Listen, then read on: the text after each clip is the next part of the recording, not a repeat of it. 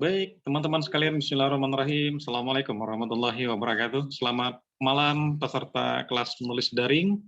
Mudah-mudahan dalam keadaan sehat walafiat malam hari ini, Senin 12 September 2022.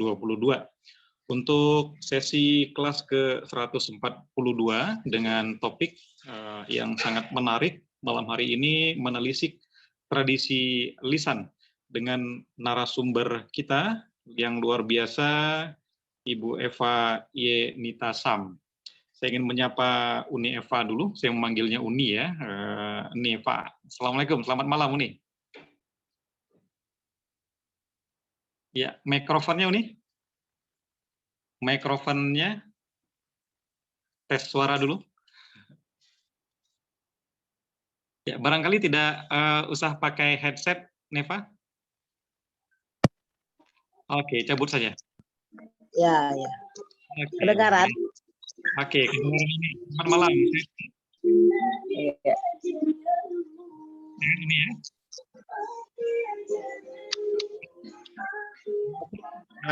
Ini Eva Yenita yang akrab dengan nama IS ya, hadir di ruang kelas menulis daring pada malam hari ini dan menyapa teman-teman peserta kelas menulis daring baik di Lepsis maupun di luar KMD Lepsis, tapi malam hari ini ikut bergabung menyimak materi menelisik tradisi saya mohon izin untuk membacakan profil narasumber kita. Yenita Sam atau dikenal sebagai Evan YS, domisili di Ibu Kota Jakarta, suka sastra, menulis dan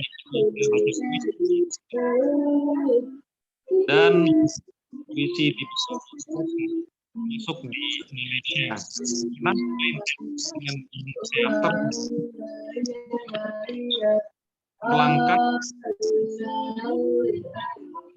kuliah di Universitas Padang, mengajar di IMS Kayu Tanam dan Selamat S1, bekerja di Badan Pembinaan Bahasa Jakarta, dan terus menulis sampai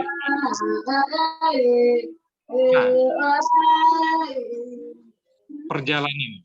Pernah menjadi juri Festival Teater Jakarta tahun 2018. Beliau banyak menulis puisi dan turut menggunakan teknologi puisi dan mengikuti temu penyair Asia Tenggara 2022 di Kota Padang Panjang, Sumatera Barat. Mengisi kelas menulis di beberapa sekolah untuk siswa dan guru, beliau melakukan perjalanan dinas mengulik kekunoan dan kekinian sebagai pelindungan bahasa dan sastra di Indonesia. Uni Evan YS senang menulis cerita anak dari cerita rakyat sejak tahun 2006 dan memenangi sayembara penulisan bahan bacaan anak GLN Badan Bahasa 2017 dan GLN Kantor Bahasa Maluku Utara. Buku puisi tunggalnya berjudul Buku Puisi Perjalanan Evan YS Perempuan dalam Semedi Tanpa Dupa 2017, dan banyak buku yang tunda terbit karena fokus tugas belajar. Beliau bersitungkin menyelesaikan disertasi pada program doktoral di Fakultas Ilmu Budaya Universitas Indonesia dengan bidang kajian tradisi lisan. Jadi topik pada malam hari ini sangat cocok sekali dengan bidang garapan beliau di kampus ya, tradisi lisan.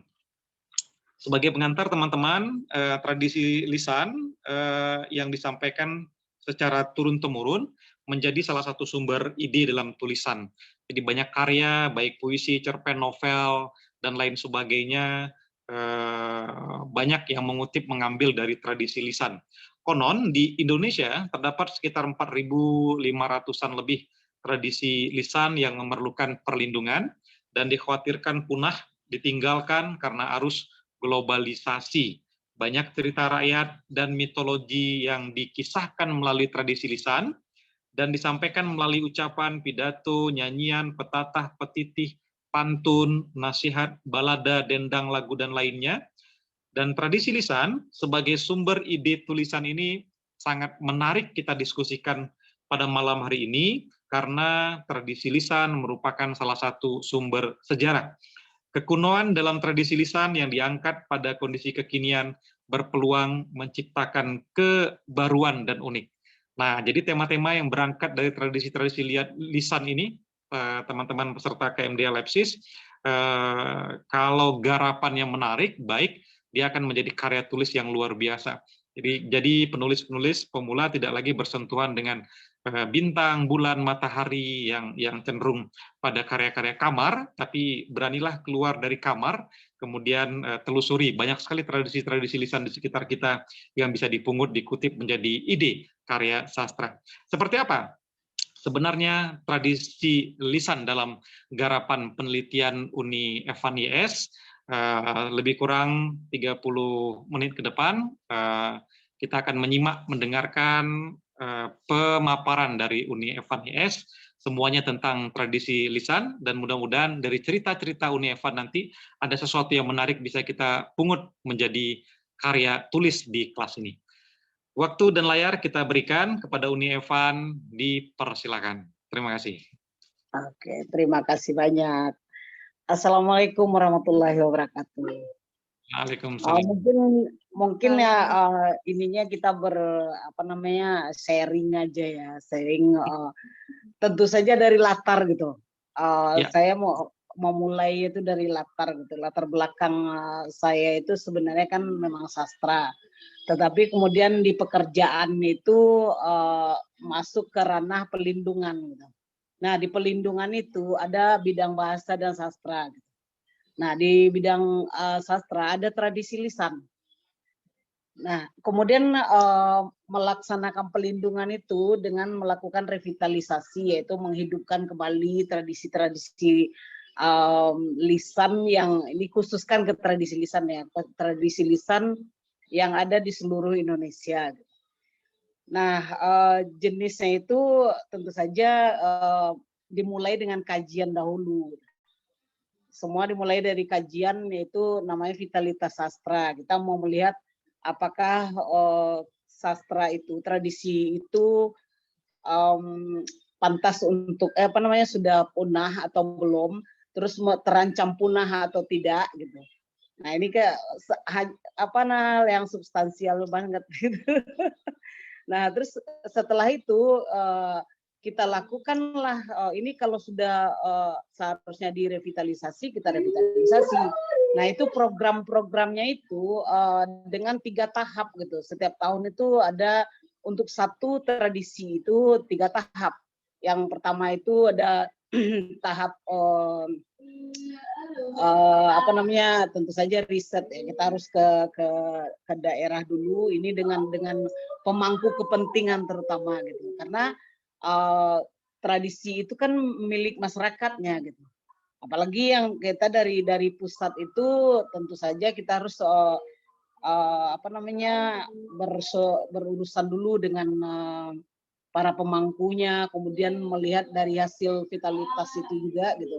Terus setelah itu kita lakukan revitalisasi dalam rentang yang 1 tahun itu gitu, dengan mengambil komunitas.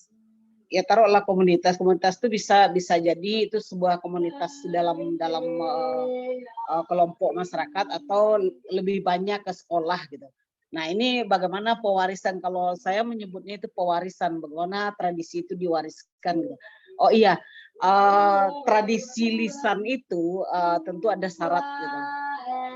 Nah, syarat sebuah tradisi lisan itu kalau sudah bertahan selama 2 generasi minimal, nah itu disebut tradisi lisan. Di dalam tradisi lisan itu tidak hanya tentang puisinya atau tuturannya. Maaf agak mengganggu suara putih. Berapa belum ya? Silakan ini. Ya. Nah, selanjutnya setelah dilakukan sosialisasi dengan pemangku kepentingan itu, dia turun ke sekolah, rata-rata itu sekolah SMP atau SMA gitu kan. Kemudian kita akan menemui juga pemangku adatnya. meminta kepada pemangku adatnya itu untuk mewariskan tradisi yang ada itu. Dan itu ada latihan, mereka dilatih selama kurang lebih 6 bulan gitu. Nah, setelah dilakukan pelatihan itu ujungnya adalah pentas. Bagaimana pewarisan itu bisa diterima oleh generasi muda, tetapi tidak dalam apa namanya, yang pertama itu tentu saja mengubah mindset ya, mindset kekunoan itu gitu. Orang akan berpikir anak muda apalagi sekarang gitu, mereka berpikir itu ndeso banget gitu kan. Nah, tetapi yang utama itu tentu saja yang sama dengan bagaimana menulis itu kan, bagaimana membaca. Tentu kita yang paling utama itu adalah bagaimana kita bagaimana kita menumbuhkan minat baca dulu, minat menulis, dan minat dulu deh. Nah, kemudian barulah kita dekati dan berlangsunglah itu selama 1 tahun itu gitu. Nah, kemudian di tahun dan bisa masuk. Akhirnya kita akan punya target gitu. Targetnya itu menjadikan tradisi lisan itu, contohnya dalam bahasanya atau sastranya itu gitu, tradisi yang sastra lisannya itu untuk menjadi apa, mulok ya, kalau dulu tuh mulok itu. Kemudian menjadikan bahasanya itu misal dalam seminggu itu menggunakan bahasa daerah itu sekali dalam seminggu gitu.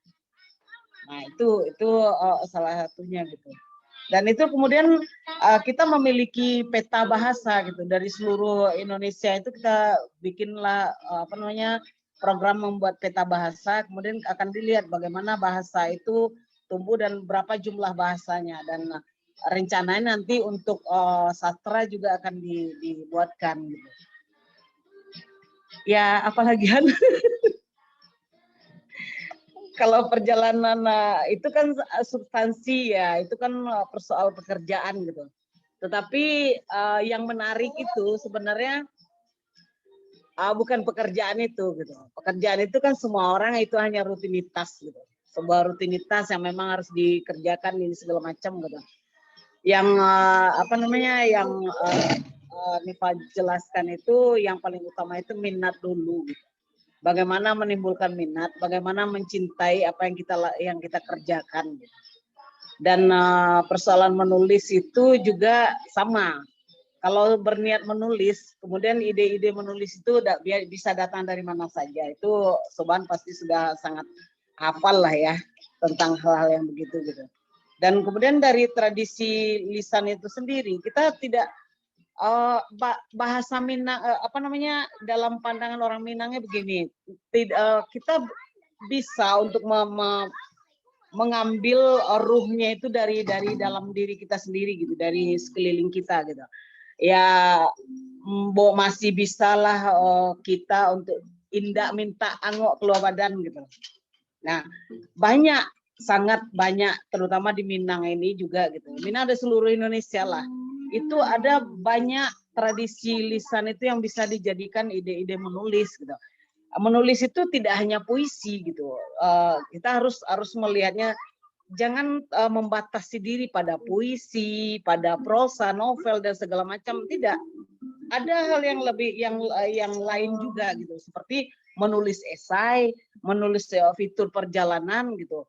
Nah, ketika melakukan perjalanan dinas itu yang kalau dikatakan itu pekerjaan yang menjadi rutinitas yang membosankan tentu gitu. Tetapi di perjalanan itu kita harus kalau ini selama ini memiliki target gitu loh. Ada target menulis itu minimal 4 jenis tulisan yang lahir dari perjalanan itu gitu.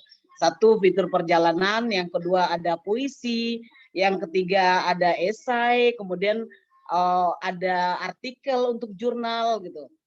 Selain laporan tentu saja gitu. Begitu. Apalagi Han ya. Sebagai pengantar saya sudah menangkap, menarik ya. Setahu saya Uni juga melakukan penelitian S3 Uni ya tentang tradisi berburu di Ya, Minangkabau Barat ya. terutama. Nah, pertama kenapa Uni tertarik mengambil topik ini? Ya, masyarakat Tradisi lisan buru ada babi. ya berburu babi ya. Dan ini saya kira unik dan tidak banyak pengarang-pengarang kita yang menulis cerita sastra yang berangkat dari tema tradisi berburu babi. Ya. Kita misalnya Yusri Kawing, dia menulis tentang ayah apa itu ayah anjing, lupa saya, tapi terkait dengan berburu babi. Nah, Iya. dengan topik ini dan dari keburuan ini, dunia keburuan babi ini lisan yang berurat nyanyian dendam dan sebagainya. Iya. Ya, apa namanya, bermula dari ini kan juga sebuah apa namanya perjalanan akademis itu tentu ujungnya itu adalah karya tulis gitu, ilmiah. Dan kemudian kenapa dengan tradisi lisan berburu babi itu gitu, dari banyak tradisi yang sudah ada gitu, dari seluruh yang ada itu menurut ini menarik gitu. Menariknya itu karena justru di Minangkabau gitu. Pertama itu tradisi berburu babi itu kan sudah ada di seluruh dunia barangkali gitu. Sudah ada di seluruh dunia, kemudian ada di seluruh Indonesia gitu. Kemudian tapi itu umum sifatnya itu di luar itu untuk sebagai bahan pencari untuk makan gitu kan, untuk mereka makan segala macam gitu. Tetapi di Minang itu digunakan untuk cara memberantas hama. Nah, dari keseluruhan lingkup Minang itu kan kita yang besar mengecil gitu, mengecil kan. Nah, terus kemudian di Minang itu sendiri setelah dilakukan pengamatan ternyata gitu itu tidak ada perbedaan sama sekali, rasanya bersama gitu. Kemudian perkembangannya juga sangat pesat, bahkan berburu babi itu, tradisi berburu itu bagi orang Minang sekarang itu berburu tanpa babi gitu. Hanya apa namanya anjing saja yang berlari, kemudian itu sebuah apalah namanya ya, semacam prestise gitu, prestise begini. Dan Uni justru berpikir bahwa tradisi berburu babi itu, kalau Pak Zainal ada tulisan Pak Zainal yang tapi dia Uni tidak tahu dia mengambil apa namanya objek itu di mana gitu, tradisi lisan itu. Bagi dia bahwa tradisi lisan tradisi berburu itu adalah politik identitas laki-laki Minang gitu. Tapi dalam pandangan Uni justru ini sosialitanya laki-laki gitu, sosialita laki-laki Minang gitu. Dari keseluruhan itu kemudian mengerucut gitu.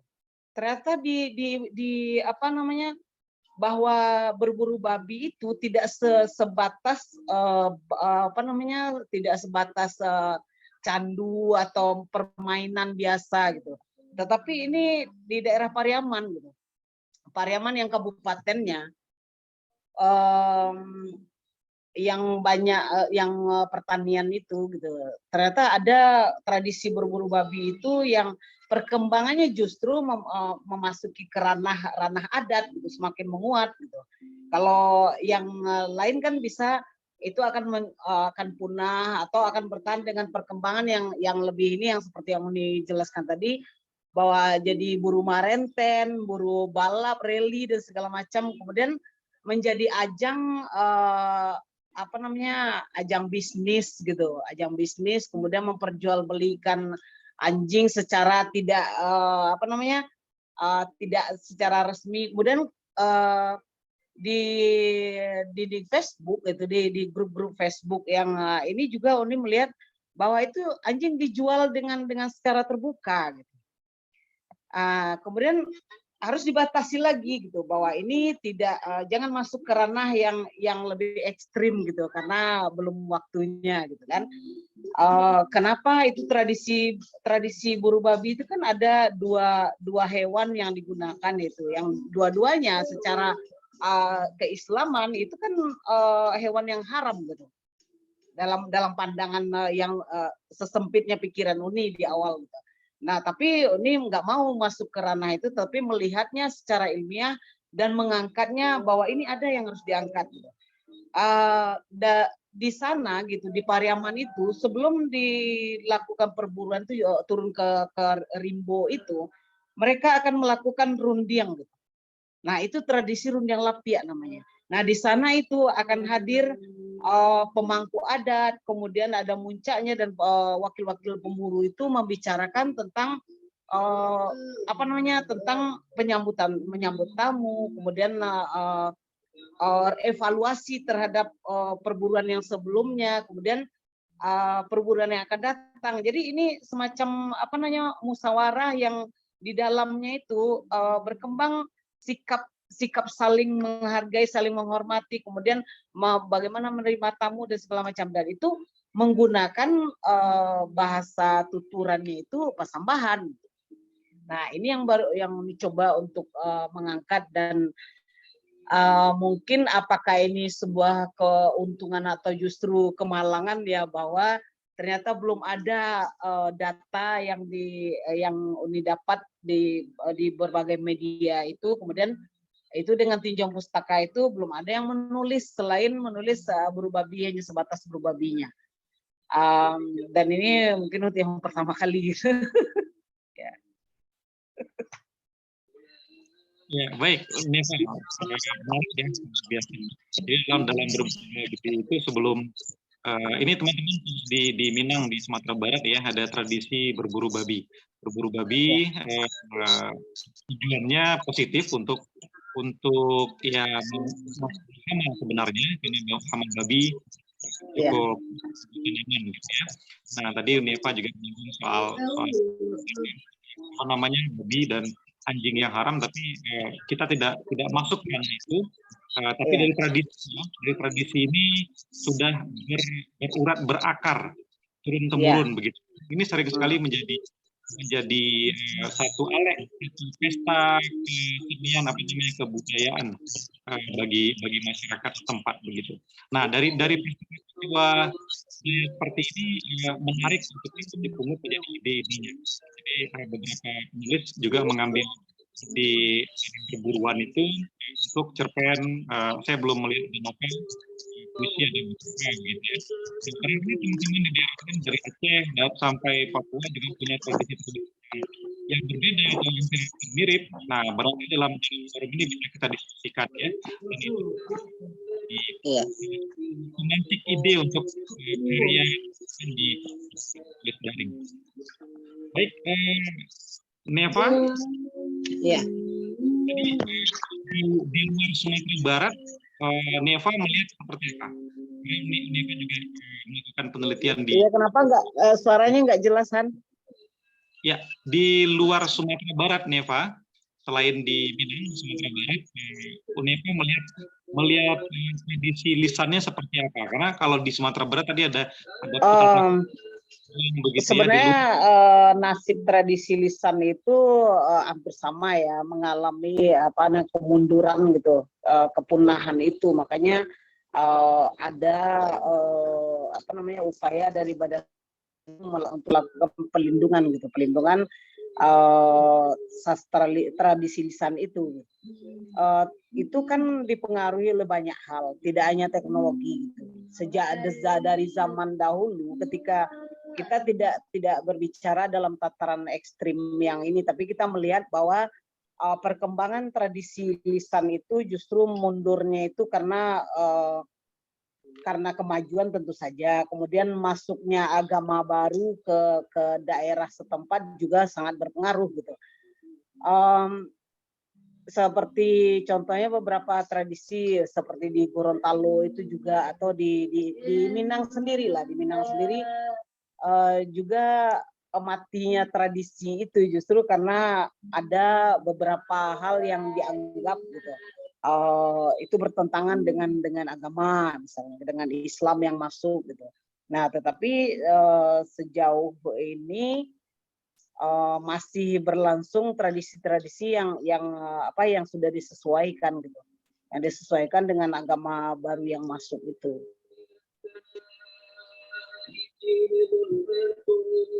Baik, terima kasih. Ini ya, Pak,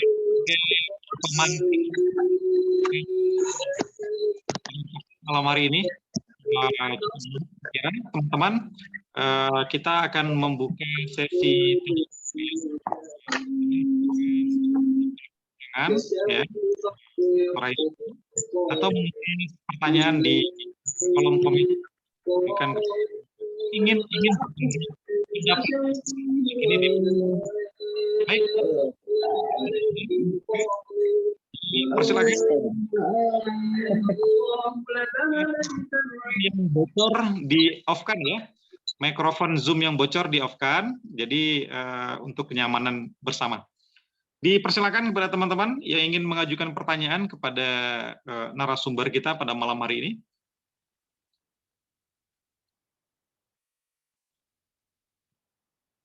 Ya, Tanya jangan yang sulit-sulit, jangan yang sulit-sulit ditanya. Silakan barangkali Kak Tati dulu. Oke, baik, Bang Johnson Effendi di Palembang. Nah, ini tadi menyinggung Pariaman ini, Bang Johnson juga dari Pariaman. Silakan Bang Johnson Effendi. Assalamualaikum warahmatullahi wabarakatuh. Waalaikumsalam. Waalaikumsalam warahmatullahi wabarakatuh. Menarik ya cerita tentang bertutur, artinya cerita yang dari mulut ke mulut gitu kan, maksudnya kan dari orang ke orang gitu ya. Yang jadi pertanyaan saya, semasa saya kecil dulu kan sering juga nih orang-orang tua tuh bercerita kan. Nah cerita-cerita itu sebagian masih ada yang ingat dalam pikiran saya. Bahkan guru-guru ngaji juga sering juga tuh bercerita.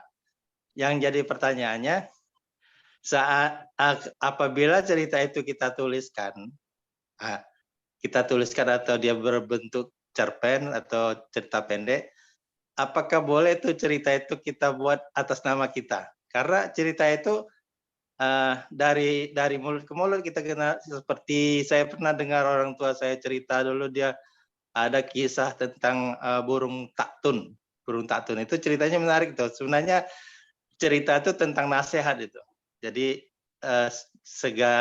garis besarnya aja saya kasih gambaran. Ada seekor burung yang dia nggak punya bulu, trondol istilahnya, nggak punya bulu.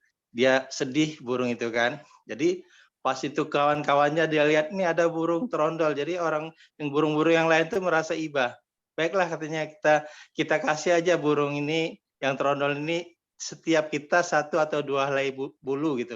Kemudian semua burung-burung itu menyumbangkan bulunya ke burung yang nggak punya bulu tadi. Setelah itu burung ini kan dia indah bentuknya kan, karena warna-warninya banyak dari gabungan dari berbagai macam burung, sehingga dia sudah bisa terbang-terbang. Akhirnya dia gembira-gembira, dia lompat-lompat di daun-daun, akhirnya dia ada rasa kesombongannya timbul dalam dirinya. Katanya, lihat nih aku nih sekarang sudah bisa terbang, katanya, sudah bisa terbang. Tuh. Jadi ada bahasa Padangnya itu sebenarnya, ini saya ambil bahasa Indonesianya. Terus setelah itu ada satu ekor burung yang geram melihat si burung taktun tadi. Dia sudah ada rasa sombongnya. Satu ekor burung namanya si Aka. Si Aka ini seperti burung yang hitam itu loh.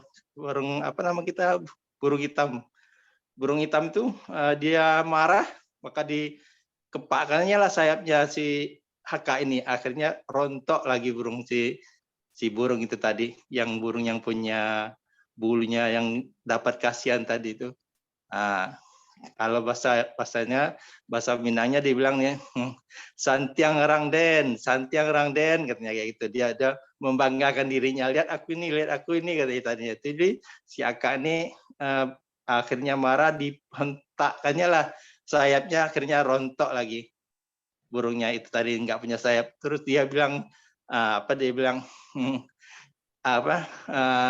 ada bahasa Padangnya tuh, dia bilang apa? Ada rasa sesalan, dia menyesal setelah itu dia akhirnya nggak punya bulu lagi itu. Pernah saya tuliskan cerita itu. Jadi yang jadi pertanyaan, bolehkah itu cerita itu kita buat atas nama kita, sedangkan cerita itu kita dapat dari orang-orang tua kita gitu. Itu pertanyaannya, Bu. Terima kasih, Bang. Demikian dan terima kasih.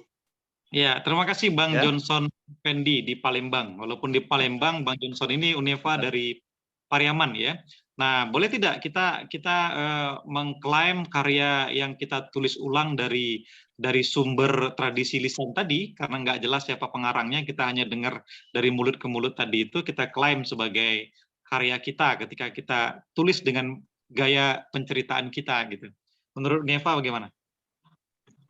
Iya, itu menarik menurut saya gitu, karena dari 2006 itu seperti yang Subhan bacakan tadi, saya sudah menulis menulis baca anak-anak itu berangkat dari cerita rakyat, tetapi itu disebut penyaduran. Nah, kita kan juga ya sama seperti halnya yang lain, supaya kita tidak kita tentu harus punya sumber gitu. Data sumber itu kan tentu kita sebutkan gitu kan. Dari situ kan ini cerita rakyat dari mana gitu. Nah, itu sudah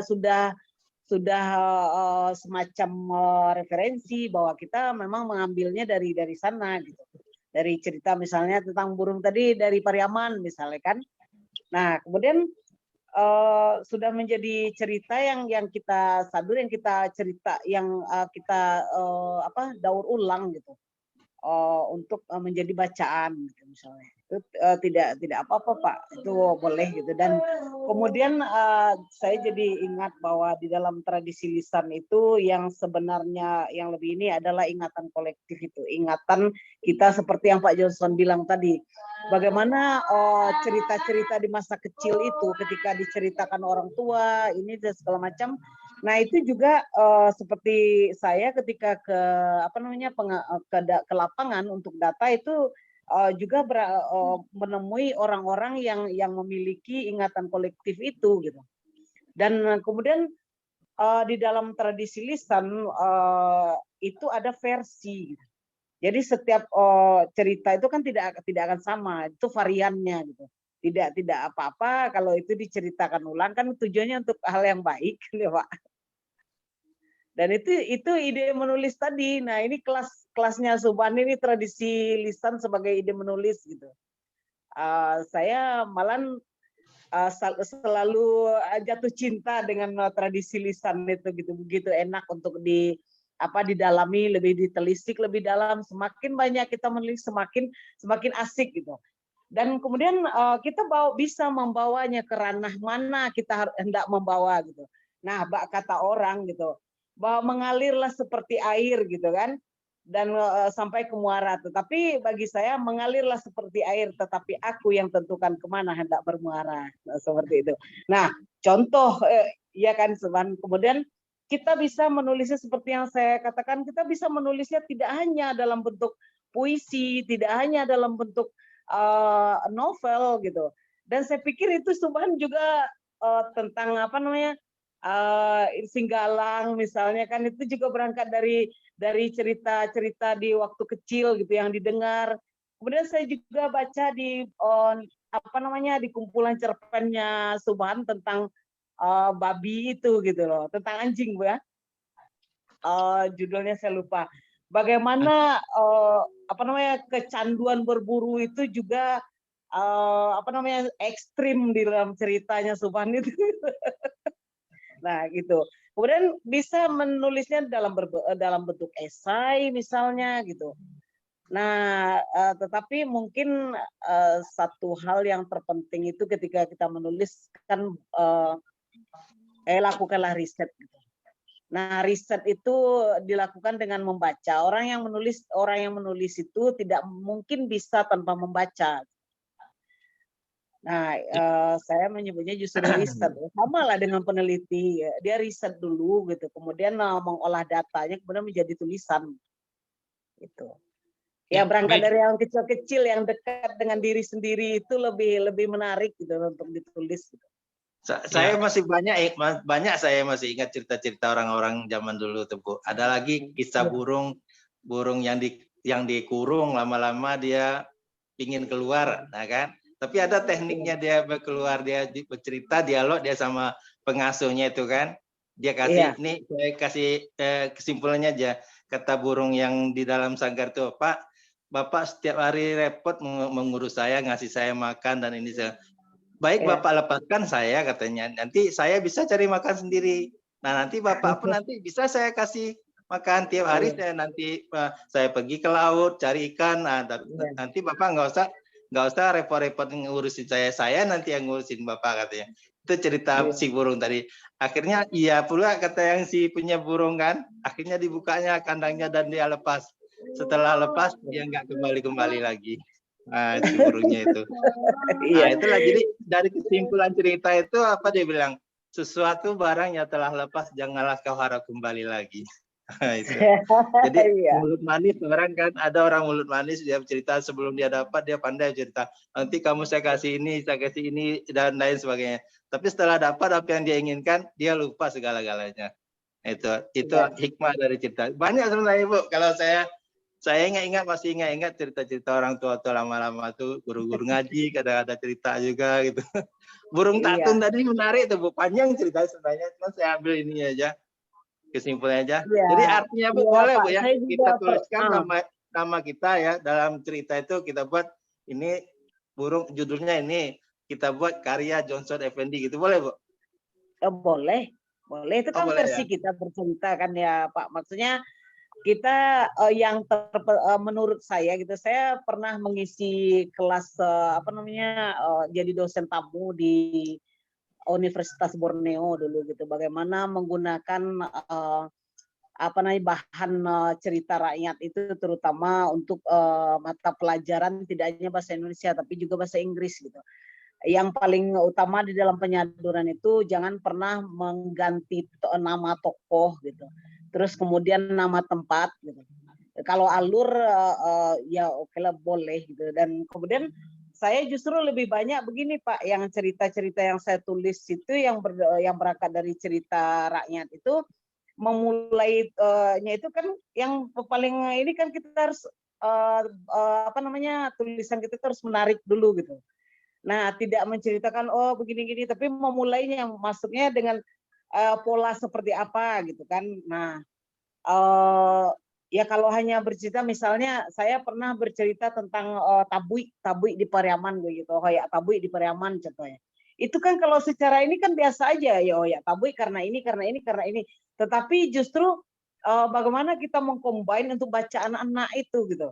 Nah, kalau untuk anak-anak bagaimana versinya gitu. Saya mulai dari cerita liburan, dari anak-anak yang pulang kampung ke Pariaman gitu, yang tinggal di kota besar, kemudian berlibur di kampung dan menyaksikan tabui dan segala macam, kemudian mendapatkan pemahaman tentang tabui itu gitu. Dan itu yang menang di 2017. Ya. Nah, itu contohnya gitu loh Pak. Ya, baik. Terima kasih Pak Johnson, cukup jelas ya. Silakan Pak Bailen ya, nama langsung pengarangnya Johnson Effendi. Nah, tapi untuk penguatan nanti di akhir tulisan bubuhkan saja cerita ini bersumber dari cerita rakyat. Harus disebutkan sumbernya. Referensinya sebutkan. Jadi ada dasar pengutipan sumber gitu. Walaupun tidak dari buku tertulis gitu. Baik, menarik saya kira. Terima kasih Bang Johnson di Palembang. Kita beralih ke Tanjung Balai, ada Bang Syafruddin Marpaung. Dipersilakan Bang Syafruddin. Terima kasih. Suara saya dapat didengar dengan jelas? Baik, oke. Ya, terima kasih untuk narasumber kita yang hebat pada malam hari ini. Ya, moderator. Sebelum saya memberikan pertanyaan, saya sedikit memberikan komentar untuk topik kita malam hari ini cukup menarik, yaitu tradisi lisan. Untuk di daerah Tanjung Balai ya itu identik juga dengan Melayu awalnya. Tradisi lisannya itu ada meliputi senandong, ya senandong asahan, kemudian ada juga dikenal dengan istilah dadong. Ini dinyanyikan pada waktu katakanlah menidurkan anak-anak, dilakukan oleh ibu, menidurkan anak-anak bayinya. Kemudian ada juga mantra-mantra pengobatan. Kemudian ada cerita hampir sama dengan Malin Kundang yang anak durhaka identik di daerah kami itu ada namanya cerita Pulau Simardan. Nah, pertanyaan saya, bolehkah kita mengedit katakanlah ceritanya ini itu endingnya atau katakan sebahagian alurnya sehingga menjadi lebih menarik. Terkadang cerita-cerita tradisi lisan ini didapat dari berbagai sumber, dari mulut ke mulut lah kita bilang. Kalau untuk tertulisnya kan belum banyak. Jadi kalau dari mulut ke mulut sudah berbanyak versi.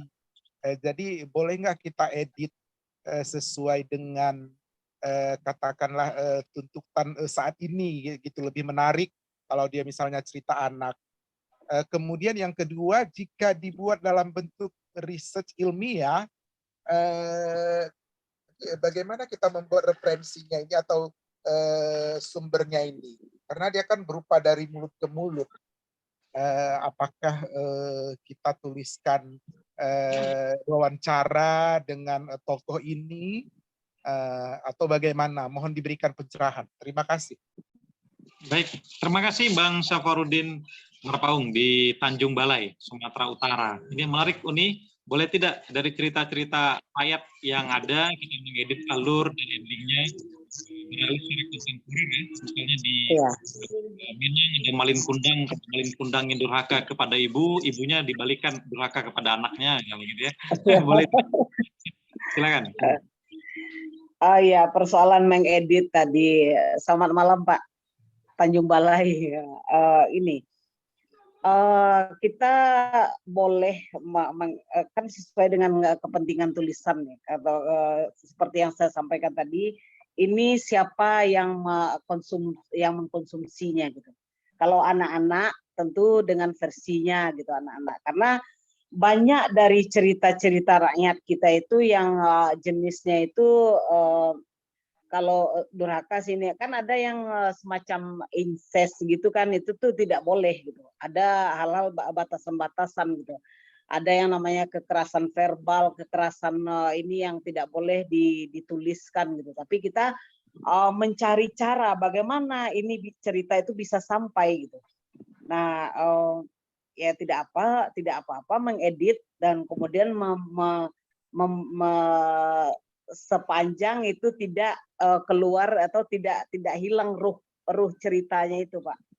Nah, itu menurut saya. Karena ada beberapa aturan penulisan untuk anak itu yang berangkat dari tradisi lisan itu juga kita tapi itu juga dipertentangkan juga gitu, bagaimana persoalan bahasa verbal dari orang-orang masing-masing wilayah di Nusantara ini. Saya lebih cenderung menyebutnya Nusantara daripada Indonesia gitu. Kemudian tetapi ada yang saya temukan bahwa ternyata itu bahasa yang vulgar atau bahasa yang kekerasan verbal menurut para ahli psikologi anak itu, kalau kita melihatnya gitu, kalau kita melihatnya secara lebih terbuka, itu sebenarnya itu kan cara mereka mempertahankan diri gitu. Tetapi di zaman sekarang kita juga membatasi ini cerita ini untuk siapa gitu. Kalau untuk anak-anak ya dengan versi anak-anaknya, Pak. Remaja dengan versi remajanya, dengan untuk orang yang dewasa dengan versi dewasanya. Gitu. Kalau persoalan riset itu menarik, Pak. Bagi saya itu menarik karena sumber kita kan ada berbagai sumber gitu. Sumbernya itu yaitu tadi kita mencari ke lapangan ya dari orang-orang yang memiliki pengetahuan tentang objek yang sedang kita teliti itu. Dan itulah sumbernya. Dan sumber itu seperti yang saya sebutkan sebelumnya bahwa ini kan juga bervariasi. Nah, kita bisa melakukan riset itu, penelitian itu dengan berbagai pendekatan. Misalnya kita mau melihat perbandingan misalnya, atau kita mau melihat apa di dalam tradisi itu, apa yang mau kita angkat. Nah, contoh saya katakan ini contoh tulisan saya. Saya pergi ke daerah Toraja, ke Sulawesi Selatan, kemudian Toraja ada cerita rakyatnya itu namanya Laki Padada. Laki Padada itu cerita rakyat Toraja yang ada 3 wilayah di Sulawesi itu. Toraja, Makassar, dan Bugis. Mereka sama-sama bicara tentang Raja Goa tapi dengan versi yang berbeda. Nah, karena di daerah Toraja itu mengangkat Laki Padada, saya justru menganalisisnya itu, menghubungkannya dengan budaya yang ada seperti Rambu Solo itu, Pak. Rambu Solo itu kan pesta megah untuk mengantarkan ruh manusia yang meninggal itu ke tempatnya dengan pesta yang mewah itu gitu. Nah, kemudian Laki Padada itu saya combine gitu. Saya melihatnya dari filsafat Heidegger gitu. Nah, kemudian di dalam cerita Laki Padada itu diceritakan bahwa Laki Padada ini orang yang mencari jimat tang mate gitu, anti mati gitu. Nah, kemudian di awal itu sebenarnya saya kepikirnya ini, wah ini seperti cerita Nabi Sulaiman gitu kan. Nah, kemudian langsung dibatasi oleh senior di bidang keilmuan tradisi itu. Stop di situ, jangan masuk ke ranah itu sara gitu. Gitu. Ya, kemudian saya masuk ke bidang keilmuan, melihat dari filsafat Heidegger bahwa soal keberadaan itu, bahwa manusia itu menurut Heidegger begini, bahwa manusia itu ada di antara kelahiran dan kematian gitu. Dia tidak mengetahui bagaimana dia lahir, dia tidak mengetahui bagaimana dia mati, tetapi dia mengisi kehidupan antara lahir dan mati itu. Nah, di situ ada beberapa syarat. Biasanya kan cerita-cerita rakyat itu kan memiliki syarat-syarat gitu. Misalnya si Laki Padada ini pergi dan bertemu sebuah orang tua tiba-tiba di sebuah tempat, dan untuk menemukan jimat tang mate itu dia harus berpuasa selama 1 bulan. Berpuasa itu puasa makan, puasa minum, dan puasa tidur. Nah, kemudian dia gagal gitu, karena makan orang masih bisa untuk puasa gitu, minum masih puasa, tapi kalau tidur gitu, bagaimana orang mempuasakan dirinya selama 1 bulan? Nah, akhirnya pergi ke tempat lain. Nah, ada lagi syarat-syaratnya, dan kemudian di akhir terlihatlah bahwa tentang saya mengangkatnya melihat tentang keabadian dan kenisbian di dalam Laki Padada itu gitu. Jadi pengetahuannya itu saya sambungkan dengan Rambu Solo itu, bahwa di sana kematian itu kan mewah gitu. Nah, orang berusaha untuk hidup untuk mati itu, apapun juga hidup untuk mati, berupaya untuk kematian gitu. Nah, yang ditakutkan orang bukan matinya, tetapi upacaranya ini yang semestinya menjadi pertimbangan gitu. Nah, itu hasil dari penelitian saya gitu. Contohnya gitu. Baik. Luar biasa nih, semakin menarik ya teman-teman. Dari Tanjung Balai kita ke Nusa Tenggara Barat, ada Bang Din Lifati. Silakan Bang Din. Wah, NTB ya, putrinya Le. Ya. Bang Din, diaktifkan video dan mikrofonnya. Kasih monitor Bang Din. Halo Bang Din. Ya, sepertinya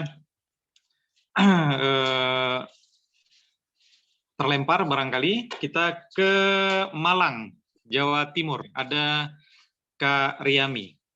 Dipersilakan Kak Riami di Malang. Selamat malam Kak Eva. Selamat malam. Kalau di Malang itu untuk kisah-kisah yang semacam itu hampir jarang ya. Tapi kalau misalnya tradisi itu banyak yang belum dibukukan. Jadi misalnya Tedak Siten itu ya Kak.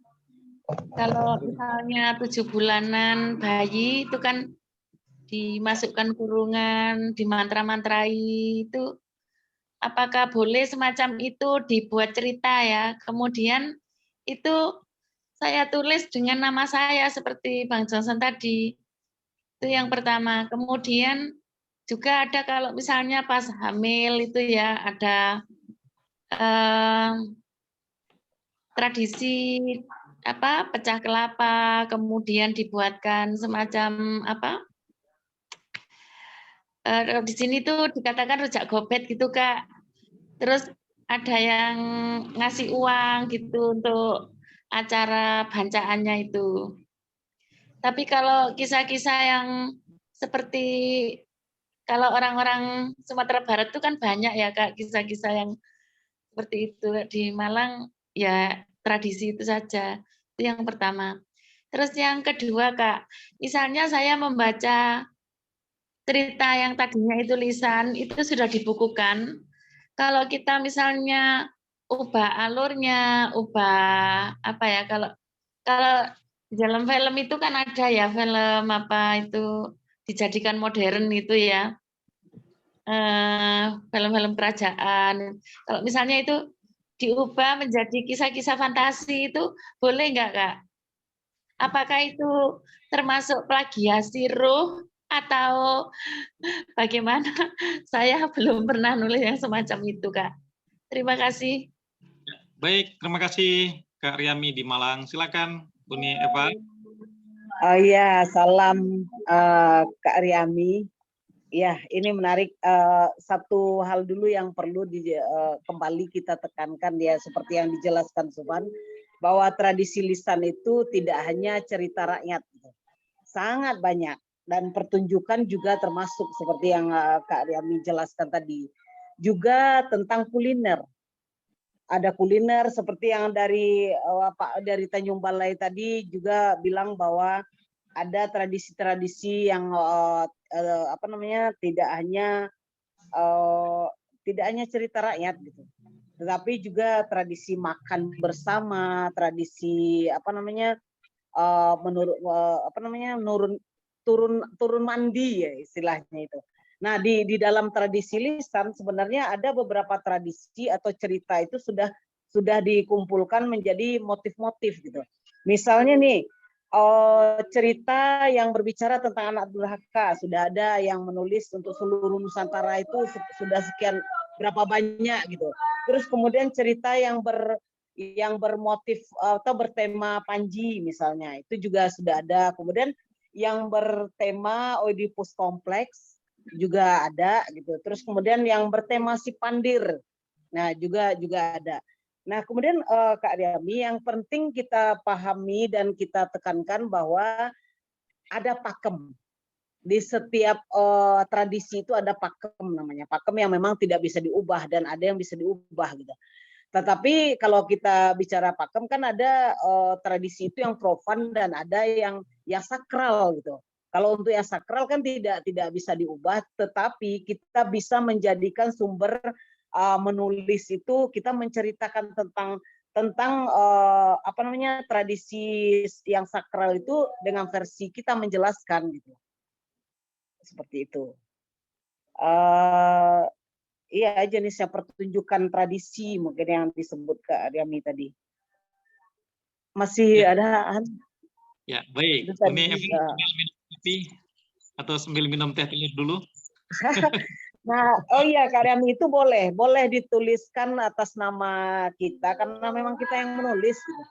Tetapi seperti yang tadi disampaikan kan kita juga menuliskan sumbernya itu dari mana sebagai apa namanya orang yang bertanggung jawab atas perbuatan lah ya. Tentu ada ada pengakuan terhadap sumber-sumber gitu. Kita sumber bacaan, sumber wawancara dan segala macam itu kan kita tuliskan gitu. Gitu. Ya, baik, terima kasih Neva. Iya. Dari Mojokerto ada Kak Fatati Maulidia. Dipersilakan Kak Fatati. Ya, selamat malam Bunda Evan, menarik sekali pembahasan malam ini ya. Tertarik sekali saya berkenan dengan tradisi lesan. Dibahas di mana di era sekarang itu sudah generasi yang suka visual gitu ya. Nah, ada beberapa yang ingin saya sampaikan ya. Yang pertama adalah tradisi lesan saya kira tidak hanya terjadi di Indonesia, tapi mungkin seluruh dunia memiliki kisah gitu ya. Kalau saya mengingat di dalam Islam sendiri itu berkenaan dengan cerita-cerita para nabi itu ada istilah Israiliyat. Israiliyat itu sama sebenarnya, tradisi lesan kisah-kisah yang terjadi pada masyarakat terdahulu yang disampaikan secara lesan dari mulut ke mulut, dari kafilah ke kafilah berikutnya, ke turun-turunnya demikian. Hanya saja yang diceritakan kalau dalam konteks Islam itu, cerita-cerita Al-Quran itu, cerita-cerita para nabi, wahyu yang bersumber dari wahyu itu ketika disampaikan secara lesan, itu membahayakan penafsiran karena sumbernya tidak bisa dipertanggungjawabkan. Bisa jadi ada yang dikembang-kembangkan oleh orang dulu, didramatisir dan sebagainya gitu ya. Nah, berkaitan dengan konteksnya tradisi lesan di Nusantara, pasti mungkinkah itu terjadi modifikasi dari generasi ke generasi, dari cerita yang di awal tuh asalnya begini, ketika disampaikan ke mulut dicampur-campuri oleh si pencerita, ditambahi imajinasi si pencerita ke berikutnya sehingga sulit ditelusuri keotentikan dari kisah tersebut. Mungkinkah itu terjadi? Kalau Bunda Evan mungkin pernah melakukan riset ya terhadap satu cerita rakyat misalkan. Nah itu keotentikannya itu perlu perlu dicari nggak sebagai untuk mencari benar-benar ini yang otentik seperti ini, sedangkan yang sudah berkembang sampai generasi sekarang itu sudah mengalami berbagai modifikasi karena dari mulut ke mulut itu. Cerita dari mulut ke mulut yang tidak ilmiah itu tadi ya, itu kan memungkinkan adanya penambahan, pengurangan, ditambah-tambah oleh si pencerita. Kemudian yang kedua itu tadi ya, bisa mencari keotentikan itu sebagai sumber rujukan cerita rakyat itu yang paling otentik yang mana? Misalkan ditinjau dari segi ilmiah gitu ya, atau memang tradisi lisan itu memang tidak ilmiah gitu. Kalau Bu Evan kan dunianya riset gitu ya, itu bagaimana memandang itu. Kemudian seperti tadi menegaskan lagi berarti boleh ya saya misalkan merecycle lagi, mereduksi lagi, mendaur ulang lagi cerita itu, tetapi karena saya bukan pemilik cerita itu, hanya menyadur ya istilahnya ya, bukan pengarang karena saya bukan mengarang cerita itu, tapi saya mendengar dari orang tua saya, guru saya, lalu saya ceritakan lagi. Itu kalau dalam etika sebagai seorang penulis, apakah disebut diceritakan kembali gitu ya, bukan oleh gitu ya. Itu sarannya tadi apa kira-kira seperti itu. Misalkan saya mengumpulkan dongeng-dongeng yang pernah saya menuliskan dongeng-dongeng yang pernah saya terima dari kakek saya, ibu saya itu. Misalkan kalau dalam etika seorang penulis itu apa yang saya tangkap mungkin diceritakan kembali gitu ya. Dari berbagai sumber atau bagaimana. Supaya kita tidak melanggar kode etik sebagai seorang penulis. Kemudian yang ketiga, ada 3 pertanyaan. Yang pertama tadi. Yang ketiga itu peran, apakah masih ada sekarang tradisi lisan di masyarakat modern? Ya, baik. Kak Fatati, Terima 3 kasih. pertanyaan. Itu aja. Iya, 3 poin itu saja. Terima Baik, terima kasih. kasih Evan dijawab. Iya, Silakan. iya, siap. Em, Persoalan keotentikan gitu di dalam tradisi lisan itu bernama varian dan versi. Jadi tidak ada mana yang lebih benar dan yang tidak benar itu tidak ada gitu. Tidak ada aturan bahwa ini yang benar, ini yang salah gitu, tidak ada. Tetapi disebut varian gitu. Nah, varian itu berbagai macam versi yang kita orang ini bercerita tentang hal yang sama dengan versi yang berbeda, karena itu tradisi lisan ya, seperti kita tahu lisan itu kan ke sininya akan berubah, ke sananya akan ada tambahan, ada pengurangan dan segala macam gitu. Tetapi ya kalau kita merujuk kembali ke persoalan agama, kita akan kembali saja balik ke kitab gitu. Kita kembali melihat benar dan tidak itu kan persoalan di dalam kitab sucinya gitu. Nah, kemudian di dalam tradisi itu kita melihat variasi-variasi gitu, varian-variannya. Selanjutnya juga ya saya ingat bahwa di daerah Kuansing itu, Kuantan Singingi itu Riau, saya pernah melakukan penelitian terhadap kayat gitu. Berkayat bercerita tentang Nabi Muhammad itu gitu. Nabi Muhammad itu mulai dari kelahirannya sampai kepada kematiannya itu berhari-hari dan bermalam-malam orang menceritakannya gitu. Orang nanggap lah istilahnya kan ketika ada acara pernikahan atau acara perhelatan di sebuah keluarga gitu. Nah, kemudian itu kisahnya tetap sama gitu. Kisahnya sama, ininya sama gitu. Tetapi di dalam cerita itu mereka akan memberi pembelajaran atau sentilan-sentilan gitu yang tiba-tiba yang membuat orang tetap terjaga dan segala macam gitu. Tetapi yang intinya gitu sebagai pakemnya mereka tidak keluar dari itu.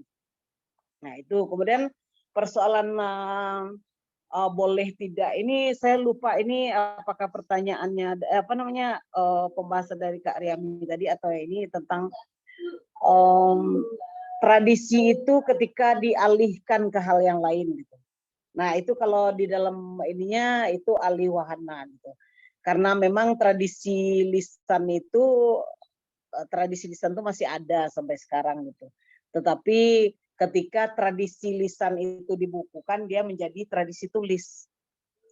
Nah, kemudian tradisi lisan itu dia akan selalu berubah dalam bentuk pertunjukan, dia akan selalu berubah-ubah di setiap kali pertunjukan, tidak ada yang sama. Nah, di dalam kita melakukan penelitian pun atau dalam pencatatan pun kita melihat ada variasi-variasi itu gitu.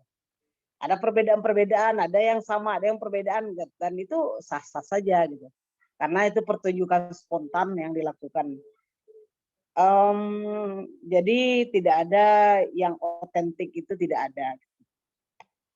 Begitu, Han. Ya, baik. Terima kasih. Pak, Dan kemudian maaf satu lagi, ada lagi pengalih wahanan itu kan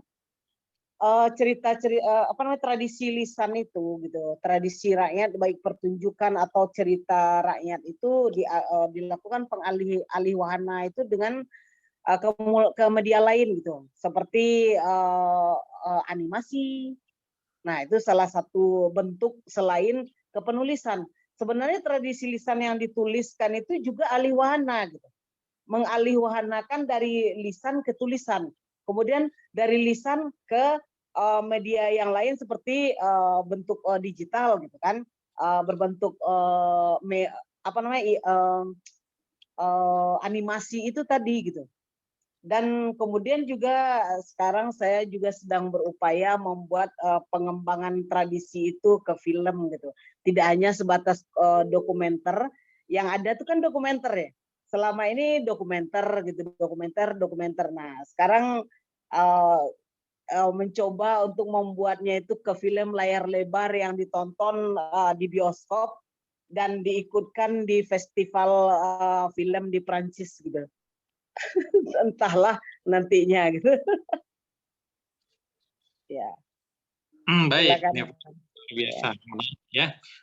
Tradisi lisan tetap masih ada sekarang ya. Jadi tidak hanya berbentuk tulis, tapi juga bisa dialihwahanakan ke bentuk-bentuk lain. Nah, ini menarik. Dari Mojokerto kita ke Sidoarjo, ada Mas Wahyu Agung.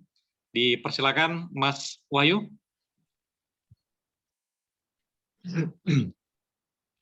Baik, terima kasih.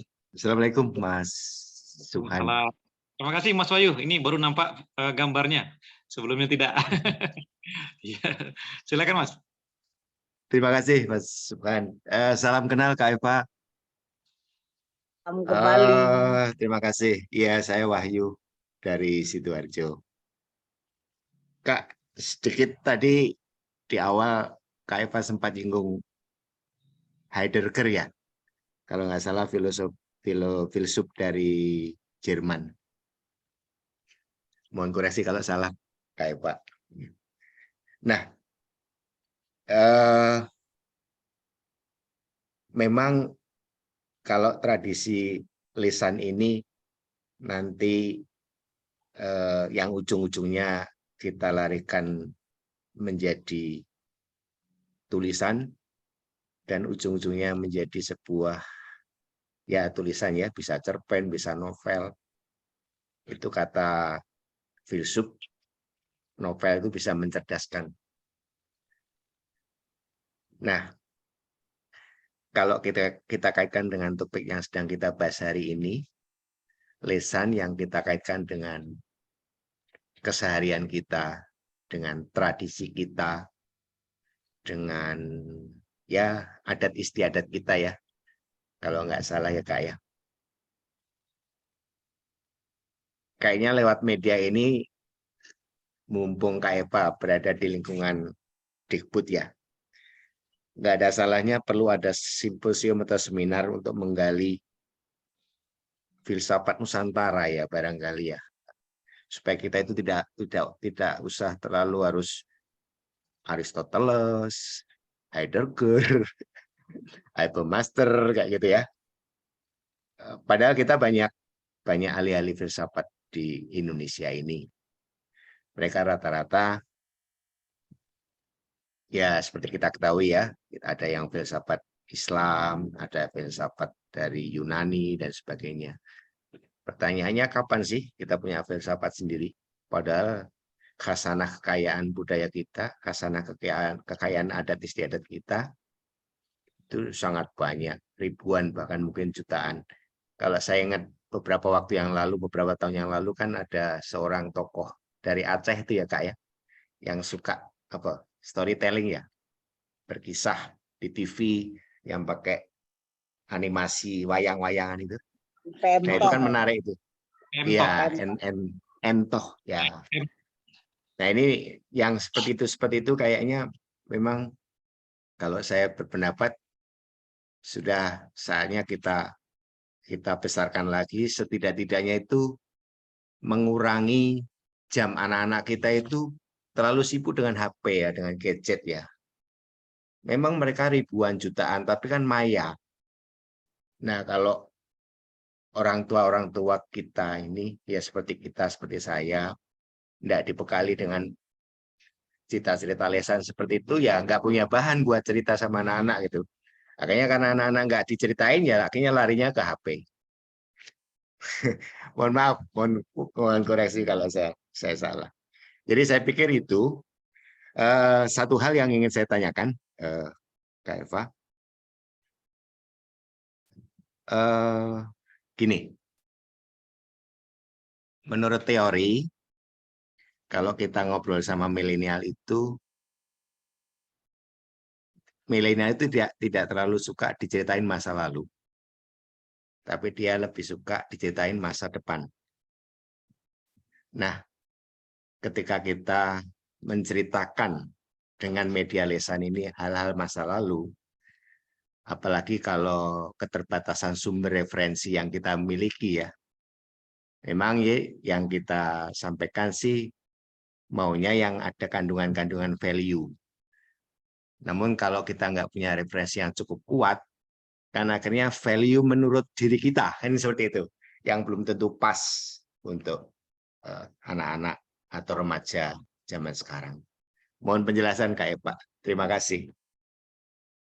Baik, terima kasih Mas Wahyu. Luar biasa. Dipersilakan, Eva. Iya, salam Mas Wahyu. Persoalan apa namanya teori-teori dari Barat gitu ya. Tetapi dalam pandangan saya begini, kita mulainya itu bukan dari teori gitu. Kita berangkatnya, kalau saya berangkatnya itu dari data yang ada, kemudian melihat ada tidak teori-teori yang bisa kita gunakan untuk membedah data ini. Gitu. Dan kemudian saya memang menggunakan teori dari Barat sana gitu. Dalam tradisi lisan itu sendiri juga ada Lord, kemudian ada Heidegger, ada Finnegan, kemudian ada Vansina, itu yang ini semua gitu, dan sangat babon sekali gitu. Tetapi kemudian di dalam tradisi lisan itu ya mungkin ya banyak juga yang menggunakan ini, tapi saya belum pernah membaca. Mungkin nanti saya akan membuka file-file penelitian yang lebih banyak lagi, akan mungkin bisa saya temukan tulisan dengan pendekatan dengan pendekatan teori-teori yang kita yang dari dalam. Terus kemudian tentang bagaimana tradisi itu gawai ya, persoalan gawai itu kan persoalan yang sudah mendunia sebenarnya gitu. Nah, di Badan Bahasa sejak Gerakan Literasi Nasional itu sebenarnya GLN itu kan dari Badan Bahasa gitu. Kita sudah mencoba di bidang kita sendiri gitu, mencoba memberi alternatif bacaan gitu, menyediakan bacaan anak itu dengan bacaan-bacaan anak melalui sayembara ketika sudah 2016, 2017.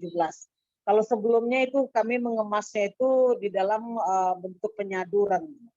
Itu dari 2006 dari 2017 itu dibuka keluar. Jadi semua orang boleh berkompetisi dan boleh menuliskan. Persoalan menarik dan tidaknya oleh milenial, tentu kita juga harus menyesuaikan ya Mas, menyesuaikan isi dengan kemasannya gitu. Bagaimana cerita itu tetap menarik buat anak-anak, tidak diceritakan sebagaimana orang tua kita bercerita dahulu, tentu saja tidak masuk gitu. Ya kita melihat contoh gitu. Kita melihat contoh yang sudah ada seperti Harry Potter misalnya. Harry Potter berangkat dari cerita rakyat loh, dari dongeng gitu, contoh. Kemudian ada lagi Upin dan Ipin, contohnya gitu. Kemudian ada yang mencoba ke animasi juga seperti Jarwo itu.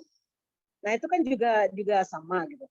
Dan di bacaan-bacaan sendiri gitu, kita memang kekurangan bentuk bacaan tidak seperti di Barat sana gitu. Mereka sudah memiliki bacaan untuk anak itu berbagai macam dan berbagai bentuk. Jadi tentu kita harus menguasai dunianya milenial, itu tentu harus kita kuasai juga. Jadi tua di umur tapi tidak tua di pemikiran gitu. Yang penting ya tetap gaul gitu. Nah itu bisa diakses sebenarnya cerita-cerita bahan bacaan itu yang sudah banyak di Badan Bahasa gitu, bisa dilihat di laman Badan Bahasa. Ya, baik. Nevan, luar biasa ya. Rayu ya, kemudian cukup mencerahkan ya. Baik, dari Sidoarjo kita ke Kota Bukit Tinggi. Saya bacakan pertanyaan di kolom komentar, Nevan. Silakan teman-teman, kita masih ada sedikit waktu lagi untuk melambaikan tangan bertanya ya, atau berbagi pendapat juga. Dari Teknun Bukit Tinggi izin bertanya, Neva, bagaimana menurut Uni, sastra lisan saat ini apakah masih ada atau justru sudah tergerus zaman? Seperti halnya berburu babi tadi. Sekarang justru berburu babi bukan hanya sekedar tradisi, malah sudah mengarah pada hobi. Begitupun pesertanya tidak hanya terbatas pada kaum Adam, tetapi juga kaum perempuan. Hal ini tak tertutup kemungkinan bahwa ritual pasambahan saat baburu akan dimulai bisa saja sudah tak ada lagi. Nah, bagaimana pendapat Uni? Silakan. Oh iya, kita kalau kembali ke tradisi baburu babi itu kan mungkin belum lengkap pemahaman penjelasan saya. Bahwa memang yang kita temukan di dalam di Minangkabau sendiri gitu. Banyak perempuan yang turun ke rimba perburuan gitu kan. Kemudian turut berkuai gitu. Berkuai dengan bahasa yang enggak perempuan banget gitu kan seperti itu. Tetapi yang saya lakukan penelitian di daerah Pariaman itu sangat berbeda perkembangan transformasi tradisi baburu babi itu di daerah Pariaman sangat berbeda jauh. Di sana gitu di Pariaman itu transformasinya itu dari untuk perubahannya ya dari zaman ke zaman itu awalnya untuk hanya sebatas untuk membasmi hama, kemudian masuk ke permainan, selanjutnya masuk ke ranah adat gitu, sehingga tradisi baburu babi itu di Pariaman masuk dengan kalimatnya begini, menjadi suntiang nenek mama dan menjadi pamenan dengan mudo. Kemudian data yang saya temukan juga di Pariaman itu bahwa tradisi baburu babi itu masuk ke setiap menjadi ajang penutup. Ajang penutup di setiap peringatan-peringatan. Di Pariaman itu kan sangat banyak peringatan-peringatan gitu. Peringatan keagamaan, budaya itu sangat banyak gitu. Bahkan ketika di pernikahan pun tagak pengulu gitu kan selalu diakhiri dengan tradisi baburu babi dengan pola yang sama bahwa ada rundiang lapiaknya dulu, kemudian lanjut ke perburuan gitu. Dan di sana tidak ada perempuan yang naik ke laga-laga. Di dalam berundiang itu tidak ada perempuan di dalamnya. Itu satu. Kemudian mereka di sana juga menggunakan senapan, yaitu badi lansa itu yang juga tidak boleh dipegang oleh perempuan. Selanjutnya, ya perempuan tidak ada di perburuan itu pasti. Tidak ada perempuan yang masuk rimba perburuan dengan beberapa orang mengatakan ketika saya pertanyakan, menurut mereka perempuan itu adalah hiasan rumah, gitu, rumah gadang. Gitu. Jadi bukan turun tidak turun ke rimbo, ya seperti itu. Jadi ada dan ya tradisi lisan itu akan tetap ada.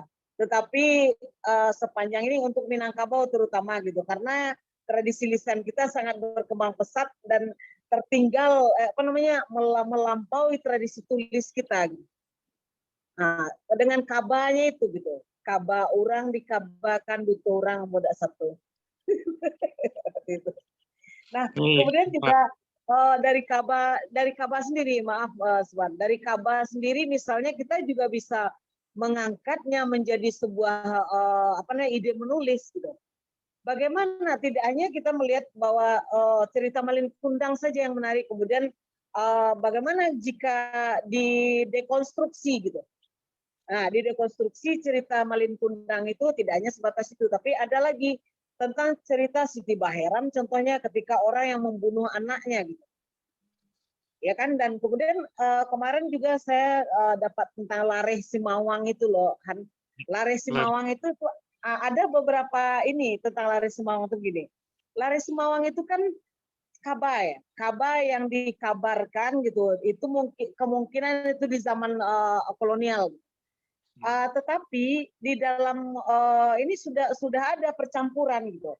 Bahwa istrinya itu, saya lupa istrinya itu membunuh dirinya dan membunuh anak-anak itu dengan rencong. Dia berasal dari Aceh, kemudian dalam lingkungan masyarakat itu polemik kebudayaan, polemik budaya bahwa dia merasa tidak diterima sebagai perempuan yang datang, yang masuk ke keluarga laki-laki di Minang kayak gitu. Tetapi belum selesai.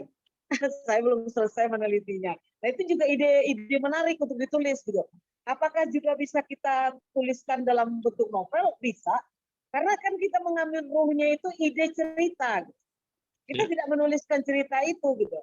Bisa jadi seperti itu, dan kemudian kalau bentuknya saduran, tentu saja kita menuliskan ada tokohnya yang sama, kemudian alur ceritanya yang sama gitu. Dengan beberapa hal yang memang kita harus kemas agar menjadi bacaan yang sesuai dengan usia misal anak, remaja atau dewasa. Seperti itu. Ya, menarik Neva. Soal berburu tadi, kalau seandainya perempuan terjun ke gelanggang ya, saya membayangkan gimana tuh perempuan lari di tengah rimba. Buruan ya. Ya, judulnya akan menjadi unik ya, emansipasi perempuan dalam berburu babi dan kabar gitu. Tapi Siti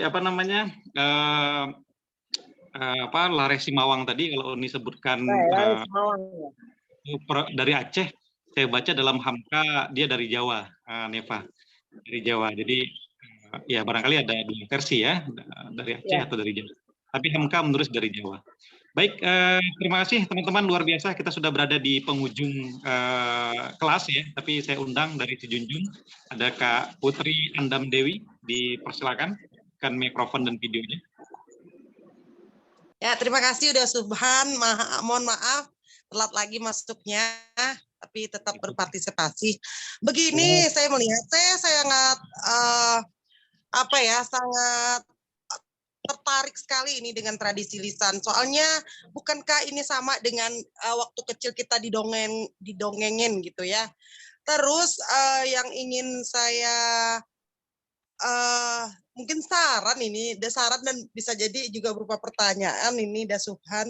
Bagaimana jika memang dari Badan Pengembangan Bahasa atau Balai Bahasa di Sumatera Barat juga istilahnya memberikan pelatihan tradisi lisan, maksudnya cara mendongeng ini kepada guru-guru SD gitu ya, kelas rendah, kelas 1, 2, 3 SD gitu. Karena begini, saya amati itu anak-anak kecil di lingkungan saya, rata-rata yang kelas 1 SD, 1, 2, 3 SD itu, mereka kan suka menyimak siaran YouTube, dan kemudian mereka menceritakan lagi. Nah, apakah baiknya juga gitu, ada pelatihan diceritakan yang Minang-Minang tadi seperti Rancak di Labu, yang Siti Baheram, Umbi Mudo, begitu-begitu. Pasti menarik, tapi memang dengan lisannya.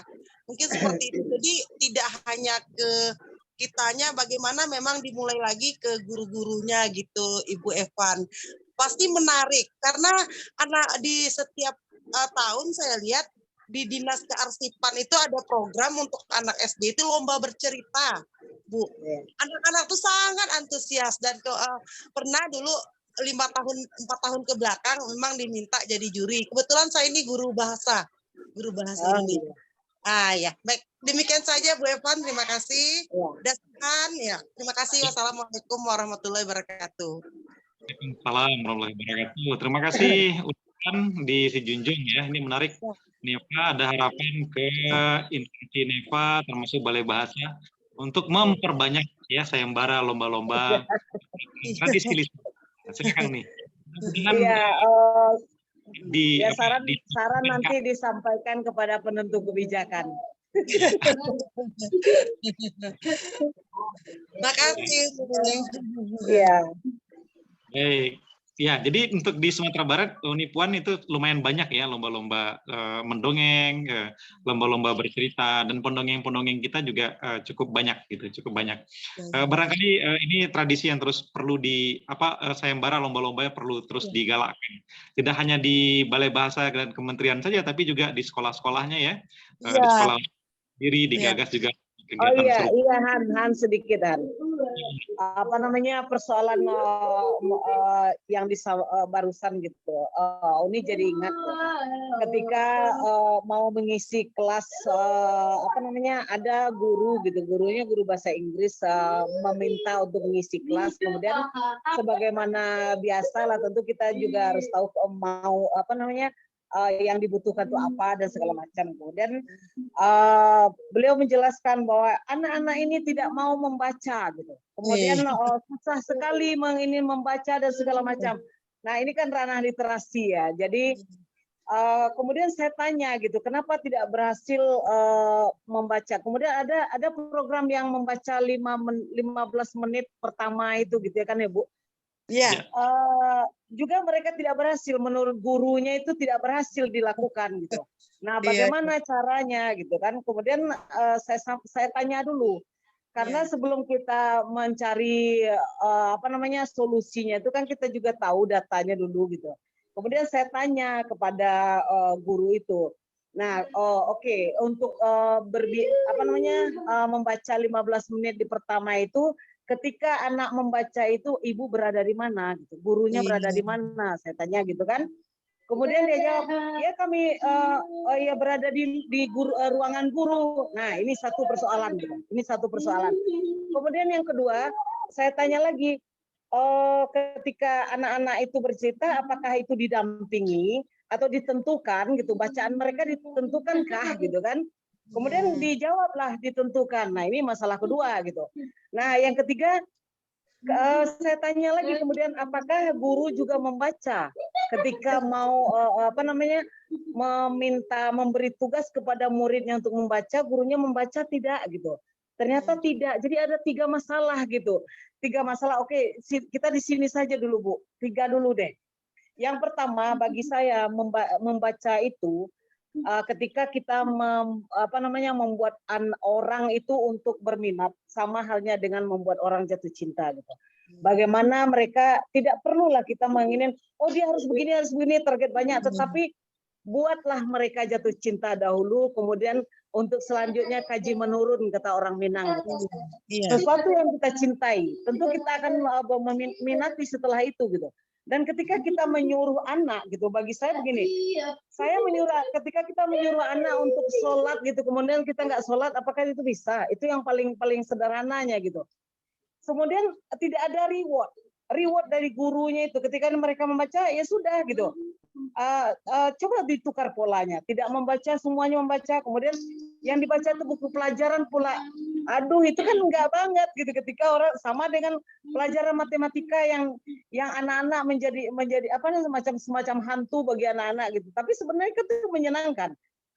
Coba mereka diberi reward gitu. Reward itu begini, mereka suruh membaca, satu aja disuruh membaca, kemudian yang lain mendengar. Mereka bisa nggak menuliskan apa kira-kira yang menurut mereka yang mereka tangkap dari bacaan itu.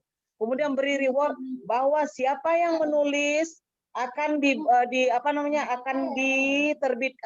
akan dipublikasikan. Minimal kita harus punya majalah dinding gitu. Nah, itu mengapresiasinya gitu. Jadi memang guru menurut saya guru penggerak itu memang bergerak-gerak gitu, tidak diem gitu kan. Dan literat itu tentu saja harus berliterasi, seperti saya bilang sama Soban, tidak perlu serius, tetapi hasilnya memang harus serius. Iya. Santai tapi serius. Iya. Iya. Besok ini seperti malam hari ini materinya tidak terlalu serius, tapi hasilnya harus serius nih. Iya. Menarik. Iya. Baik teman-teman, kita sudah di penghujung. Saya bacakan satu pertanyaan lagi dari Kak Siti Khairiah di Batu, Jawa Timur. Batu Malang ya, Jawa Timur. Selamat malam Bu Eva, izin bertanya bagaimana kita menyikapi tradisi yang akhir-akhir ini, tradisi Indonesia yang akhir-akhir ini terdengar kabar diklaim oleh negara lain hanya karena ada warga negara Indonesia yang ingin mengembangkan tradisi itu di daerahnya di negara lain. Nah, ada orang Indonesia di negara lain ingin mengembangkan tradisi kita, Indonesia, lalu oleh negara itu diklaim sebagai tradisinya. Bagaimana nih? Ini apa? Pandangan Uni.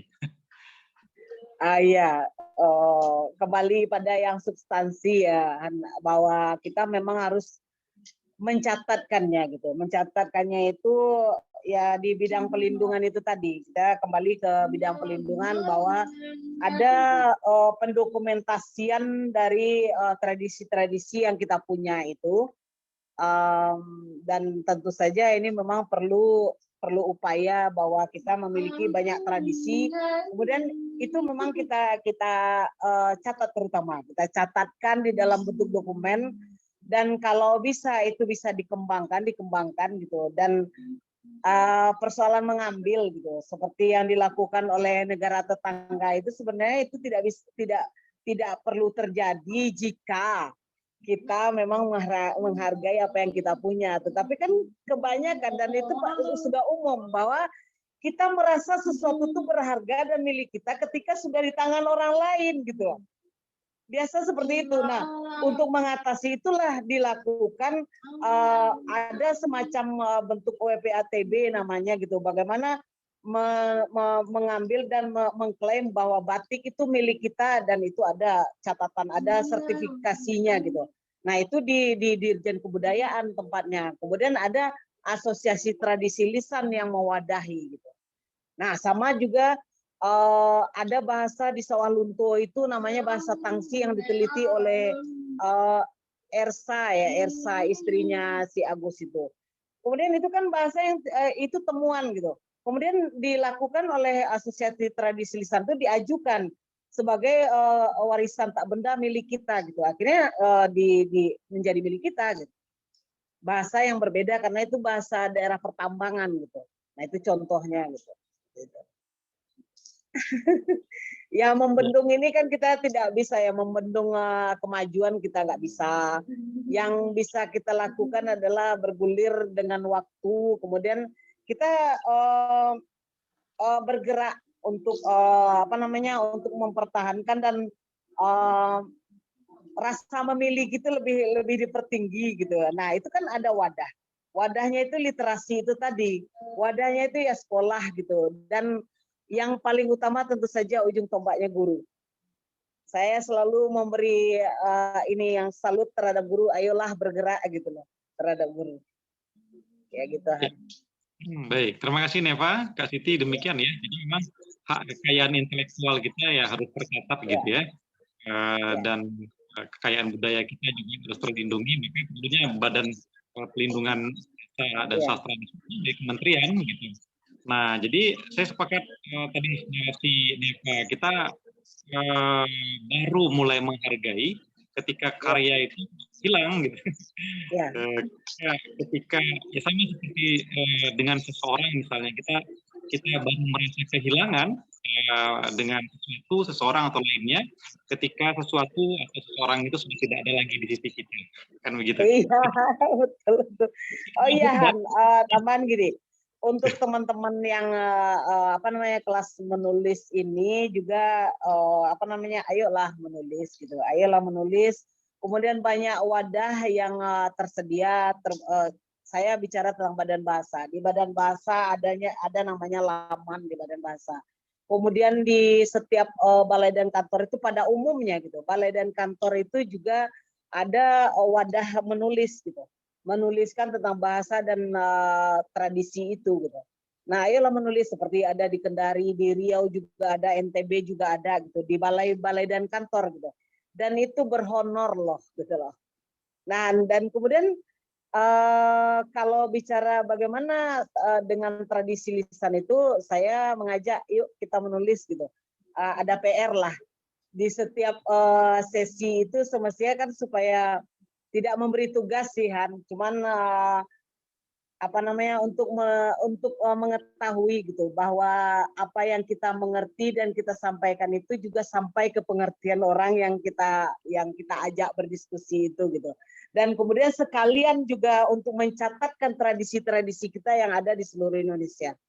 Marilah kita catatkan. Saya berharap ada tulisan-tulisan ya misalnya tentang di Malang misalnya, apa tadi yang seni pertunjukannya misalnya kan. Nah, kemudian ada di Tanjung Balai, ada di Aceh dan segala macam gitu. Nah, coba kita tuliskan dengan versi kita dulu gitu. Versi kita menuliskannya nanti bisa akan dikembangkan di kelas menulis ini. Dan kemudian bisa dikemas dan kemudian dipublikasikanlah di tempat-tempat yang bisa dibaca. Kemudian juga saya sempat membaca sembari lewat bahwa mau lihat dong tulisannya Mbak Eva tentang tradisi lisan Berburu Babi itu. Silakan, ada jurnal saya baru berbentuk artikel tentang Berburu Babi itu sudah saya tuliskan di jurnal Suara Betang Kalimantan Tengah. Itu bisa diakses dan bisa dilihat. Iya. Baru sedikit. Baik, terima kasih Neva. Ya, jadi Tenun ya yang meminta tulisan Neva tadi tentang berburu babi. Neva ini sedang persiapan doktoral, jadi penelitian ya, dan jurnalnya sudah terbit. Nanti kita share, kita bantu linknya ya, tulisannya. Baik teman-teman, barangkali ada satu penanya terakhir sebelum kita tutup yang ingin berbicara langsung atau menanggapi dari topik malam hari ini. Silakan kalau masih ada. Kalau tidak ada, saya cukupkan ya bahwa tradisi lisan di sekitar kita sangat banyak sekali. Banyak sekali. Tadi sudah disebutkan ada mantra, pantun, nyanyian, petatah petitih dan lain sebagainya. Tadi Neva memancing kita untuk tambahan lagi. Ada dunia kebatinan itu juga termasuk tradisi lisan gitu. Ya, dan yang menarik itu bahasa, misalnya dari bahasanya, misal maaf ya Han, dipotong sebentar, supaya teman-teman semua juga bisa sebagai ide menulis seperti yang Subhan sampaikan, ide menulis dari tradisi lisan itu. Bagaimana bahasa mengajak dunia yang secara kosmologi gitu kan, dunia yang berbeda dengan kita tuh bisa juga menjadi ilmu pengetahuan gitu. Bagaimana mengangkat klinik ke dunia, ke ranah ilmiah itu gitu. Jadi kita tidak berbicara tentang mantra yang memang bergunanya untuk apa gitu. Kemarin saya juga ini tentang basi rompa gitu. Serompa itu tapi ya tetap belum kelar gitu. Itu sangat menarik gitu. Bagaimana sebuah jika dilakukan tetap serompa itu kan hampir punah gitu kan. Mungkin tidak ada lagi gitu. Hanya orang-orangnya yang ada. Kenapa itu punah? Karena salah satu selain agama yang masuk itu ada efek yang ditimbulkan oleh serompak itu. Jika dilakukan ritual serompak itu, maka orang yang pernah kena serompak sebelumnya itu akan terganggu kembali gitu. Nah, begitu dunia kosmologi itu juga menarik loh untuk menjadi ide menulis dari tradisi lisan itu. Kemudian obat-obatan juga gitu, dunia pengobatan, dunia obat-obatan, daun-daun dan segala macam, bunga-bunga dan segala macamnya itu gitu. Itu ide yang menarik. Ya, benar sekali Neva ya, luar biasa, sangat kaya Indonesia dengan tradisi lisan itu. Tinggal bagaimana kita membuka mata, jeli dan melihat di sekitar kita bahwa itu ada, dan tentu saja butuh riset yang lebih dalam untuk mendukung kerja-kerja kepenulisan kita. Baik teman-teman, kita sudah berada di penghujung, barangkali closing statement lah sedikit ya Neva dari keseluruhan materi yang sudah disampaikan. Silakan Neva, closingnya. Ya, yang pertama ya tradisi lisan itu ya saya tidak melihatnya itu begini. Ya kalau kita mencintai sesuatu itu kan kita pasti menaruhnya itu memang di tempat yang ini gitu. Itu tidak dilihat menjadi subjektif gitu kan. Tetapi cintailah dulu apa yang menjadi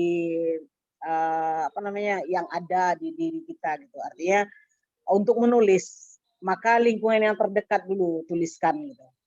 Dan mencintai menulis itu tentu saja mencintai membaca. Membaca itu juga perlu riset dan kemudian pikiran yang terbuka dan hati yang diperluas gitu. Ya itu jalur untuk menulis menurut Nova gitu. Jadi dari tradisi lisan itu juga banyak value yang disebut oleh Mas Wahyu tadi. Bagaimana di tradisi lisan itu kan lebih banyak hitam putih ya. Bahwa ini sikap ini akan begini, ini akibatnya, ini akan berakibat begini. Tapi bagaimana menuangkannya dan mengalihwahanakannya untuk bisa tetap bermanfaat dan tetap menjadi sumber belajar yang utama di dalam lingkungan kita, itu perlu kemasan, perlu kita kemas sebagai orang literat lah. Saya menyebutnya literat kalau penulis itu sih gitu. Itu seperti itu Han. Baik, terima kasih Neva, luar biasa ya. Tadi bahasa cinta ya, jadi memang segala sesuatu itu butuh cinta. Baik, Ya, berawal dari cinta. kita menjaga eksistensi dari edisi lisan ini harus tetap ada karena dia Ya. bagian dari sejarah tadi, sumber ide-ide yang bisa kita kembangkan untuk tulisan kita ke semua genre kepenulisan itu. Kalau Buya Hamka mengatakan seni tidak ada kalau cinta tidak ada. Apa sebabnya ada keindahan? Tentu sebabnya ialah karena ada cinta. Dengan cinta alam diciptakan, dengan cinta bermula Quran. Bismillahirrahmanirrahim, dengan nama Allah yang Maha Pengasih, lagi Maha Penyayang, itulah sumber dari segala sumber cinta. Jadi semuanya muara ke atas juga itu, ke Tuhan ya, Ya. cinta. Kita ucapkan banyak terima kasih kepada Nieva yang sudah berkenan meluangkan waktu berbagi kepada kita di kelas menulis daring ini. Nieva jangan bosan-bosan untuk datang lagi dan berbagi lagi. Siap, siap. Siap, Doakan. boleh yang mau berdiskusi, yang mau berbagi cerita dengan saya juga boleh gitu. Baik. Terima kasih Neva, mudah-mudahan Ya. S3 tugas-tugasnya, doktoralnya segera selesai ya dan bisa Amin. Ya. Jana, dokter, nanti kita panggil dokter Evan YS lagi. Sesuai KTP. Sukses karirnya di kementerian. Amin ya Allah. Ya. Teman yang sudah Sama-sama hadir, ya. bertemu Ya, di semoga berguna dan akan lahir tulisan-tulisan yang berangkat dari tradisi lisan di lingkungan yang terdekat dulu gitu. Amin. Terima kasih Neva semuanya. Kita tutup dengan membaca hamdalah. Alhamdulillahirobbilalamin. Iya. Kembali kepada tim kreatif. Terima kasih Neva semuanya. Sama-sama. Yuk. Selamat malam. Malam semuanya. Tim kreatif untuk menutup pintu kelas.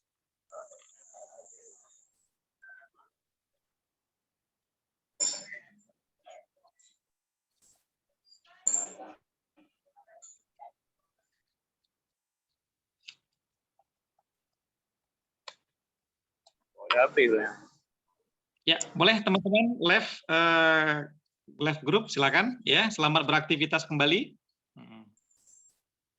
Sudah ya, selamat menulis, selamat istirahat dan selamat bermimpi besok akan menulis ya. Menjadi ide menulis nanti ya. Terima kasih Neva. Ya, assalamualaikum. Assalamualaikum warahmatullahi wabarakatuh.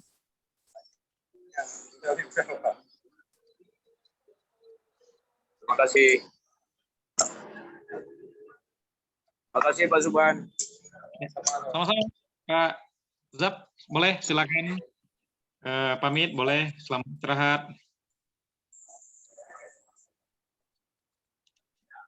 Ya.